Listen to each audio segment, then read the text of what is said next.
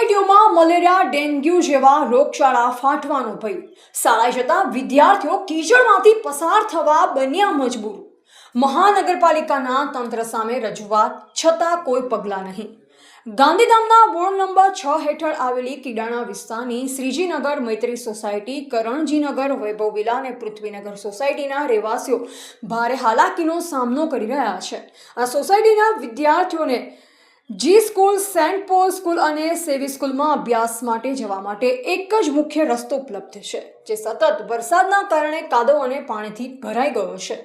સ્થાનિકોના જણાવ્યા મુજબ એક અઠવાડિયા અગાઉ જાગૃત પત્રકાર દ્વારા ગાંધીધામ મહાનગરપાલિકાના ડેપ્યુટી મેયર, ડેપ્યુટી કમિશનર તથા સંબંધિત અધિકારીઓને સ્થળનો વિડીયો રજૂ કરી તાત્કાલિક મલમો નાખવા અને પાણીના નિકાલની માંગ કરવામાં આવી હતી. તેમ છતાં એક અઠવાડિયું વીતી જવા છતાં કોઈ જ અસરકારક કાર્યવાહી કરવામાં આવી નથી.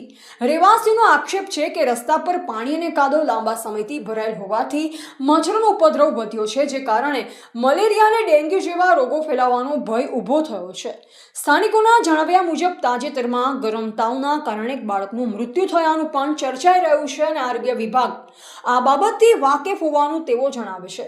સોસાયટીના રહેવાસીઓએ મહાનગરપાલિકાને તાત્કાલિક વરસાદી પાણીનો નિકાલ કરવા, રસ્તાના ખાડાઓમાં મલમો નાખવા તથા મચ્છરજન્ય રોગોને રોકવા માટે દવાનો છંટકાવ કરવાની માંગ કરી છે.